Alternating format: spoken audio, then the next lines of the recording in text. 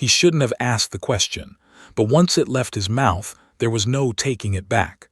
"Why do you look at my daughter like you already know her?"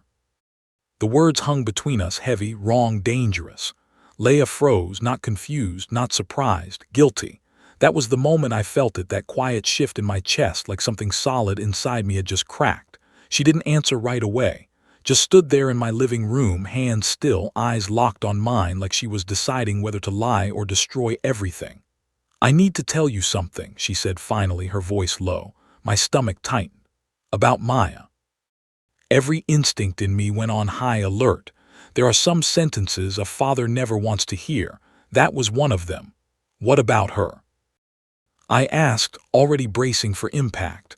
Leia swallowed. "I should have told you the night I knocked on your door, but I didn't." The room felt smaller, too quiet, too tight, and now it's too late to pretend it doesn't matter. I took a step closer without realizing it. "What are you saying?" She looked at me then, really looked at me, and whatever was in her eyes made my chest go cold. "I know something about your daughter," she said. My heart slammed hard against my ribs. Something old, something buried, something that had nothing to do with the life we had now. Or everything to do with it. And in that moment, I realized something I wasn't ready to face. The night she knocked on my door wasn't a mistake, so I asked the only question that mattered. "What do you know about my daughter that I don't?" The knock came at 9:47 p.m. on a Tuesday, 3 sharp hits. Too loud for a quiet street, too deliberate to ignore. I was halfway across the living room holding a box of Maya's toys when I froze. Nobody knew we lived there yet. That was the first thing that hit me. The second was worse. Nobody should be knocking on my door at that hour, not after everything. I set the box down slowly, my body already tense, instincts kicking in from a life I was trying to leave behind. Maya was asleep down the hall. That mattered more than anything. I moved toward the door, quiet, controlled, listening for anything out of place. Nothing, just silence. I leaned in and looked through the peephole. A woman, scrubs, dark hair pulled back. Tired in a way I recognized immediately. Not surface-level tired. The kind that lives behind your eyes. The kind that doesn't go away with sleep. For a second I just stood there watching her. She looked unsure, like she wasn't even sure she should be there. That made me hesitate, but not enough to ignore it. I unlocked the door and opened it halfway, keeping my body between her and the inside. "Yeah." She blinked like she hadn't expected me to answer so fast. "Hi, I'm sorry to bother you this late," she said. "I think I might have the wrong house." Her voice was soft, controlled, professional. "I'm looking for Mr. Howard. He used to live here." "He moved," I said. "We just bought the place." She exhaled, like that confirmed something she didn't want confirmed. "Of course," she muttered, glancing down at the folder in her hand. "That makes sense." For a second, neither of us spoke. Then her eyes lifted back to mine, and something passed between us. Recognition, not of each other, of something deeper. Two people who had both been carrying too much for too long. "I'm Leia," she said after a beat. "I live across the street." I followed her gaze, the house opposite mine, lights on, warm, alive in a way mine still was. "I'm Ethan," I said, "and yeah, you definitely got the wrong door." A small smile touched her lips. "Seems like it." She shifted the folder in her hands. "I'm a gynecologist at Charleston Memorial. These got delivered to my place by mistake." "Long hours?" I asked, nodding toward her scrubs. She let out a quiet laugh. "You have no idea." "I might," I said. "Single dad." Something changed in her expression at that. Not pity, not sympathy, understanding, real understanding. "That's a lot," she said. "Yeah." I didn't elaborate, didn't need to. She got it. You can tell when someone gets it. It's in the silence. She stepped back slightly. "Well, I'll figure out where to send these," she said. "Sorry again." "No problem." She turned to leave, then paused. "Welcome to Prescott Street," she added. "It's quiet." "Good," I said. "I need quiet." She nodded like she understood that more than she should. Then she walked away, across the street. back into the house that somehow already felt like part of my life, even though I didn't know why. I closed the door and locked it. The house went quiet again. Like nothing had happened, but something had. I just didn't know what yet. That night I checked on Maya 3 times. She slept the same way she always did. One arm wrapped around that stuffed rabbit she refused to let go of. Breathing soft, peaceful, too peaceful for a kid who had already learned how the world could fall apart. I sat beside her bed for a while, watching, listening, making sure she was still there, still mine, still safe. "We're going to be okay," I whispered. I didn't know if I believed it. But I needed her too. The next morning started like every other. Routine, structure, survival, that's what my life had become. Wake up early, make breakfast, get Maya ready for school, pretend everything was normal. She sat at the table in her pajamas, swinging her legs, talking about something that happened in a dream I didn't fully catch. I nodded at the right moments, smiled when I needed to, but part of my mind was somewhere else, across the street. I didn't want it to be, but it was. I poured my coffee and glanced out the window. Right on time, her door opened. Leia stepped out in fresh scrubs, hair still damp, phone pressed between her shoulder and ear, already moving too fast, already behind. She nearly dropped her coffee, caught it at the last second, said something sharp into the phone, then rushed to her car. I watched the whole thing without meaning to, not staring, just noticing, like you notice patterns, like you notice something becoming familiar. "Daddy." I blinked. Maya was looking at me. "Who are you looking at?" "Our neighbor," I said. "She's a doctor." Maya leaned sideways in her chair, trying to see out the window. "She looks tired." I huffed a quiet laugh. "Yeah, she does." Then Maya looked back at me. "So do you." I raised an eyebrow. "Do I?" She nodded seriously. "You have eye bags." That made me laugh for real. "Thanks, kid." She smiled, and just like that the moment passed, but something stayed, something small, something quiet, something I didn't pay attention to then, but I should have, because that was the beginning, not the knock, not the introduction, not even the first time we spoke. It was that moment, standing in my kitchen, watching a stranger across the street, who somehow already felt like she was about to change everything. The first time she stepped into my house. It didn't feel like a first time. That should have been my first warning. 3 days after that night, our routines collided. I was buckling Maya into her seat, running late like always, when I felt it, that quiet awareness. The kind that tells you someone is looking at you. I glanced up. Leia stood across the street, keys in one hand, coffee in the other. For a second, neither of us moved. Then she smiled, not polite, not forced, real, soft enough to change her whole face. I lifted my hand without thinking. She waved back, and just like that something settled into place between us. Unspoken, unplanned, but real. "Who is that?" Maya asked again, leaning forward. "That's Leia," I said. "She's our neighbor." Maya studied her like she was trying to figure something out. "She looks nice." "Yeah," I said, "she is." I didn't know how I knew that, but I did. That Saturday everything shifted. I had just gotten back from the hardware store, arms full, patience running low, and a 5-year-old hanging off my side like I owed her something. "I'm tired," Maya declared dramatically. "You were tired before we left," I said. "I'm more tired now." "Convenient." She ignored me. Of course she did. I was halfway up the steps when I heard my name. "Ethan." I turned. Leia stood on her porch. No scrubs this time, jeans, oversized sweatshirt, hair down. And for the first time, she didn't look like she had somewhere else to be. "Hey," I said. "Hey," she replied, walking toward us. She looked different, softer, less guarded, and somehow more real. "This is my first day off in 2 weeks," she said. "I don't remember what normal people do with free time." "Same," I said, "except my version includes cartoons and grilled cheese." Maya perked up immediately. "I want grilled cheese." "You always want grilled cheese." "Because it's good." Leia laughed, not a quiet laugh, not controlled, just genuine, and it did something to me I didn't expect. "Hi," she said, crouching slightly to Maya's level. "You must be Maya." Maya nodded, studying her. "You're the tired doctor." I closed my eyes for half a second. Wow, I muttered. No filter, Leia said, smiling. I respect it. I help moms and babies, she added gently. Maya's eyes widened. Are you going to have a baby? Okay, I started, but Leia just laughed again. No, she said, not right now. Maya nodded like that was acceptable, then looked at me. We're eating now. I sighed, yeah, we are. I don't know what made me say it. Maybe it was the way Leia looked at Maya. Maybe it was the way Maya already liked her. Or maybe I was just tired of eating alone. We're making enough for two, I said.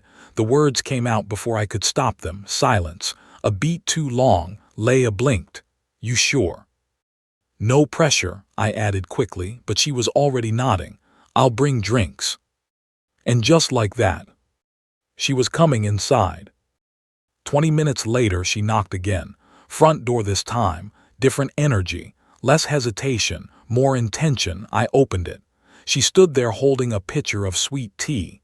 And for the first time since the divorce, my house didn't feel empty. Come in, I said. She stepped inside slowly, taking everything in, the boxes, the mess, the unfinished life. You're still settling in, she said. Yeah, I admitted. Feels like I always will be. Maya didn't give her time to process anything. Come see my room, she demanded. I laughed under my breath. She's bossy. I noticed, Leia said, but she followed her anyway, upstairs. Into the one room I had tried the hardest to make feel like home. I watched from the doorway, Maya showing everything. The bed, the drawings, the stuffed animals. And Leia, listening, really listening, like none of it was small, like all of it mattered. You built this? She asked, running her hand along the bed frame. From a very confusing instruction manual, I said. She smiled at me, and something warm hit my chest, fast, unexpected, dangerous. Lunch was simple, grilled cheese, 3 plates, one small table, but it felt like something else. Something I hadn't felt in a long time, normal. Maya talked the entire time about school, about butterflies, about a boy who pushed her on the swing. Leia asked questions, laughed at the right moments, never forced anything, never overstepped. And Maya opened up, easier than I'd seen since before the divorce. That didn't go unnoticed. After lunch, Maya dragged her to the living room. Cartoons, crayons, chaos, and suddenly, it was just me and Leia in the kitchen, side by side, washing dishes like we'd done it 100 times. This was nice, she said quietly. I nodded. Yeah, it was. She dried a plate slowly. I didn't realize how much I missed this. What? Just being around people, she said. Not patients, not coworkers, just real people. I leaned against the counter. I get that. We stood there for a second, quiet, comfortable, too comfortable. That should have been another warning. She started coming around more after that, not every day, but enough to matter. Morning waves across the street, short texts, sometimes dinner, sometimes just 5 minutes on the porch. And somehow, she slipped into our routine, like she'd always been there. Maya noticed it before I did. Kids always do. Is Leia your girlfriend? She asked one night. I nearly choked. No. But you smile different when you talk to her. I paused because she wasn't wrong. Do I? Maya nodded. Yeah, like you're happy. That hit harder than it should have, because I hadn't realized it myself. The truth was, I was happy, and that scared me more than anything, because the last time I felt like that, everything fell apart. Then came the first crack, the moment everything shifted again. It was a Thursday afternoon. I was in the truck, on a call, barely paying attention when I saw it. A black Mercedes pulling up to her house, the kind of car that doesn't belong on a quiet street like ours. A man stepped out, suit, perfect posture, confidence I didn't recognize. He didn't knock, didn't hesitate. He used a key, walked right in like he belonged there. My chest tightened. I didn't like that feeling, didn't like it at all. 10 minutes later, he walked out, still holding flowers, still looking like nothing had changed, but something had, for me, and I hated it because it wasn't my business. She wasn't mine. We weren't anything right that night. My phone buzzed. Leia, wine tonight, rough day. I stared at the message, too long, then typed. Can't, Maya has homework. A lie, simple, clean, cowardly. She replied with a thumbs up, and just like that. I created distance. 3 days later. She showed up anyway, walked straight across the street, didn't knock, didn't hesitate. Did I do something wrong? No greeting, no small talk, just truth. And I knew right then. I wasn't the only one who felt something. I saw him, I said, her expression shifted, understanding, then something heavier. Oh, she said quietly, yeah. Silence stretched between us, then she crossed her arms. That's what this is about. What is it? I asked. Her eyes met mine, steady, honest. Someone I didn't choose. That answer didn't calm me. It made things worse, because now I knew. There was a story there, something complicated, something unfinished, something that could pull her away from us, from me, from Maya. And for the first time, I felt something I hadn't let myself feel in years. Fear, not of being alone, but of losing something I wasn't even supposed to have. I didn't realize I was already losing her. Until I was the one who let go. Someone I didn't choose. That's what she said, but it didn't feel simple. Nothing about this felt simple anymore. We stood there in my driveway, the space between us filled with things neither of us knew how to say. His name's Adrian, she added after a second. My father likes him. I let out a breath through my nose. Of course he does. She didn't smile, Ethan. There was something in her voice, a warning or maybe a question, but I wasn't ready to answer either. It's none of my business, I said, and the moment I said it, I knew I'd just made a mistake because it was a lie. It had already become my business. That was the problem. She studied me for a long second. You've been avoiding me, she said. I've been busy. Another lie. She shook her head slowly. No, you've been pulling away. I didn't respond, because if I opened my mouth, I'd say something I couldn't take back, and maybe part of me already wanted to. You don't get to do that, she said quietly. My eyes snapped to hers. What? You don't get to let me in, and then shut me out the second it feels real. That hit harder than I expected, because she was right, and I hated that she was right. I didn't ask for this, I said. For what? She challenged. For you to matter. Silence, heavy, uncomfortable, honest. Her expression softened for a second, then tightened again. Too late, she said, and something in my chest twisted. She exhaled slowly. Come inside, she said. I'll explain everything. I hesitated, but not for long, because I needed to know. Her house was exactly what I expected. Clean, organized, carefully put together, but it didn't feel lived in. Not like mine, not like chaos and crayons and half-finished meals. More like a place someone stayed, not a place someone belonged. She made coffee without asking, hands steady, movements practiced, like she needed something to focus on. My father planned my life, she said finally, sitting across from me. From the moment I chose medicine. I leaned back slightly, listening. Adrian is part of that plan, she continued. Same career, same world, same expectations. And you don't want that. No. She didn't hesitate. I tried, she added. Years ago it didn't work. Then why is he still around? Because my father doesn't accept no. That explained more than I wanted it to. And you, I asked, what about me? Why haven't you cut him off? She looked at me then, really looked, because he's my father. Fair, too fair. She wrapped her hands around her coffee. I didn't tell you because with you, I didn't have to be that person. What person? Dr. Bennett's daughter, the one with expectations and pressure and plans. And with me. I'm just Leia. Something in my chest shifted again, that dangerous warmth, the one I kept trying to ignore. For what it's worth, I said, that's still how I see you. She smiled, small, real, good. That should have been the moment things got easier, but it was, because once something real starts, it also starts to matter. And when it matters, it becomes something you can lose. The next few weeks felt like something I didn't trust. Too easy, too natural, like life had decided to give me a break. Just to see what I'd do with it, she came over more, stayed longer. Maya started asking about her before I even mentioned her. Is Leia coming today? Maybe. Can she read me the butterfly book again? Ask her yourself. Maya grinned every time, like she already knew the answer. We fell into something not labeled, not defined, but real. Dinner together, late-night talks on the porch, quiet mornings across the street with coffee in hand. And every time I thought about it too hard, I pulled back a little, just enough to feel safe, not enough to stop it. Then came the night that broke everything.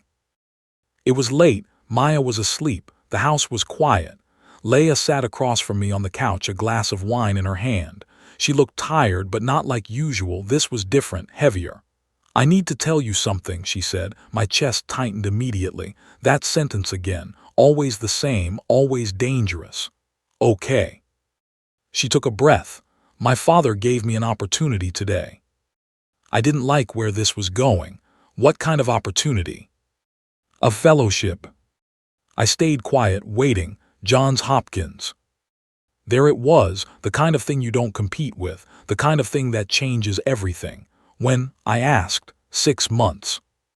6 months, that was all it took. 6 months to erase everything we were building. You should take it, I said. The words came out fast, too fast. Her head snapped up. What? You should take it, I repeated. Ethan.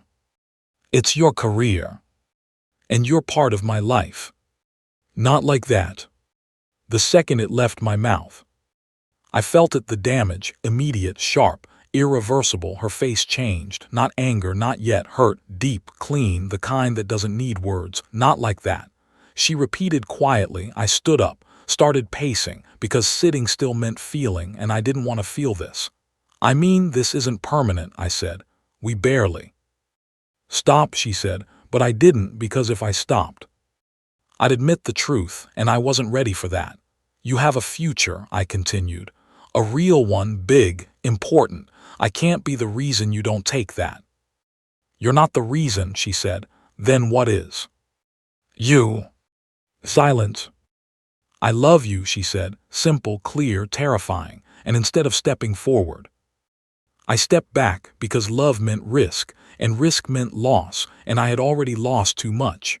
You don't know that, I said, the moment I said it. I hated myself. Her eyes filled, but she didn't cry, not yet. You don't get to decide that, she said. I'm trying to protect you. No, she snapped, you're protecting yourself. That hit harder than anything else, because it was true. If you stay, I said, my voice lower now, you'll regret it. I won't. You will. You don't know me like that. I know how this ends. She froze. What does that mean? I swallowed hard. It means people leave. There it was, the truth I'd been hiding behind everything else. Jennifer, the divorce. The silence she left behind. I'm not her, Leia said. I know. Then stop treating me like I am. We stood there, two people, close enough to touch, too far to reach. If you take that fellowship, I said slowly, don't come back for me. Her breath caught in Maya. That almost broke me, but I pushed through, for her too. That was it, that was the moment. The exact second I destroyed everything. She nodded slowly, like she understood, like she accepted it, and somehow. That hurt even more. Okay, she said, just one word, quiet, final. She walked to the door, didn't look back, didn't stop, and I didn't follow, because I thought I was doing the right thing, because I thought letting her go meant I loved her. I didn't realize the truth. Until the next morning. Where's Leia? Maya asked. I was making breakfast, hands moving, mind empty. She's busy. Again. I nodded. Maya frowned, but she said she'd come. That hit harder than anything Leia had said, because Maya believed her, because Maya trusted her, because Maya needed her. Did she leave? Maya asked softly. I froze. That word, leave, too familiar, too heavy. I knelt down in front of her. She had to go somewhere important. Like mommy. I couldn't breathe for a second. No, I said quickly, but it didn't sound convincing, not even to me. Maya looked down, quiet, small, trying to understand something she shouldn't have to understand. That's when it hit me, not in my chest, not in my head, but somewhere deeper, somewhere that doesn't lie. I didn't lose Leia because of her father, or her career, or timing. I lost her. Because I was afraid she wouldn't stay, so I made sure she didn't. And now I had to live with that. I thought letting her go was the right thing, but the truth, I didn't set her free, I pushed her away, and the worst part wasn't losing her. It was watching my daughter lose her too. 3 days, that's how long I lasted before it started breaking me. 3 days of silence, 3 days of pretending everything was fine. 3 days of watching Maya check the door every time someone walked past the house. She said she'd come back, Maya whispered one night. I sat beside her bed, in the dark, trying to find words that didn't exist. She didn't lie, sweetheart, I said softly.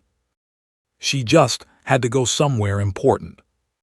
Maya nodded, but she didn't believe me. Kids know when something is missing. They feel it before you even say it out loud. That night I didn't sleep. I sat on the couch, staring at the door, thinking about everything I said, every word, every mistake, and for the first time since the divorce. I stopped blaming the past because this was Jennifer. This wasn't abandonment. This wasn't fate. This was me. The next morning, Marcus showed up uninvited, walked in like he owned the place, took one look at me, and shook his head. You messed up, he said. No greeting, no filter, just truth. Thanks, I muttered. I mean it, he said, stepping closer. You didn't lose her, you pushed her away. I was protecting her. No, he snapped. You were protecting yourself. Silence, heavy, uncomfortable, accurate. You really think she would have left? He continued. I didn't answer because I knew. I don't know, I admitted. Exactly, he said. You didn't know, so you made the decision for her. That hit harder than anything else, because that's exactly what I did. What do I do now? I asked. Marcus didn't hesitate. You go get her. What if it's too late? Then you find out, he said. But at least this time, you won't be the one running. That was it. No more excuses, no more fear, no more pretending I was doing the right thing. I crossed the street. Her house looked the same, but it felt different, quiet, closed, like something had shut down inside it. I knocked, once, twice. Nothing. Then the door opened. Leia stood there, and for a second, I forgot how to speak. She looked tired, but not the same tired as before. This was heavier, colder, like she had already started letting go. What are you doing here? She asked. Her voice wasn't angry. That would have been easier. It was distant, and that scared me more. I made a mistake, I said. No build-up, no defense, just truth. She crossed her arms. You made a decision. I made it out of fear. Silence. I thought I was protecting you, I continued, but I was just protecting myself from losing you. Her eyes flickered, just for a second, then steadied again. You don't get to come back just because you realize that, she said. I know. You don't get to undo what you said. I know. Then why are you here? That was the moment. The one that mattered. The one where I either told the truth or lost her for real. Because I love you, I said. My voice didn't shake, not this time.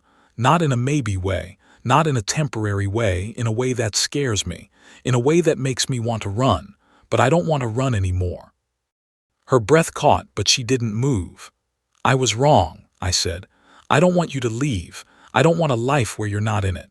And I definitely don't want to be the reason you walk away from something real. Silence, long, heavy. I turned down the fellowship. The words hit me like a shock. What? I turned it down, she repeated. I realized something. I wasn't choosing my future. I was choosing my father's expectations. I stared at her, trying to process. You didn't do that because of me, right? No, she said firmly. I did it because it's not what I want. She stepped closer. But you are. Something inside me finally let go. All the fear, all the doubt, all the weight I'd been carrying since the divorce. I need to know something, she said, her voice softer now, more fragile. Are you going to run again? I shook my head, no. Even when it gets hard? No. Even when you're scared? I stepped closer, close enough to feel her breath. I'm already scared, I said, but I'm still here. That was all it took. She closed the distance and kissed me, not soft, not hesitant, real, certain, like something finally locked into place. And just like that, we were back, but not the same, better, stronger. Because this time, we chose it. The door opened behind us. Leia. Maya standing there, frozen for a second. Nobody moved then. Leia. She ran straight into her, arms tight like she was afraid she'd disappear again. I missed you, Maya said. I missed you too, Leia whispered, her voice breaking. You're not leaving, right? Maya asked that question again, but this time the answer was different. I'm staying, Leia said, and she looked at me when she said it. Both of you. That was the moment it became real, not the kiss, not the confession, not the decision, that. The next few weeks weren't perfect, but they were honest. We stopped pretending things would be easy and started choosing each other anyway. Her father didn't like it, at first. Then slowly, he came around, not because I convinced him, but because she didn't back down, and me. I stopped running for the first time in years. Months later, everything changed again. I'm pregnant. She said it in the bedroom, quiet, nervous, real, and this time I didn't step back, I smiled. I guess Maya's getting promoted, I said. She laughed, then cried, then laughed again. We told Maya the next morning. She gasped like we had just handed her the world. I'm going to be a big sister. You are, I said. She looked at Leia, then at me, then smiled wider than I'd ever seen. We're really a family now. No one corrected her because she was right. The baby came that fall, a little girl, loud, perfect, hours, years later. People still ask how we met. Leia always smiles first. I knocked on the wrong door, she says, and I always shake my head, because that's not the truth. The door wasn't wrong, I say. It just took me a while to be brave enough to open it the right way. And that's the part people remember, the part they repeat, the part that stays, because some doors don't change your life when they open, they change your life when you choose not to close them again.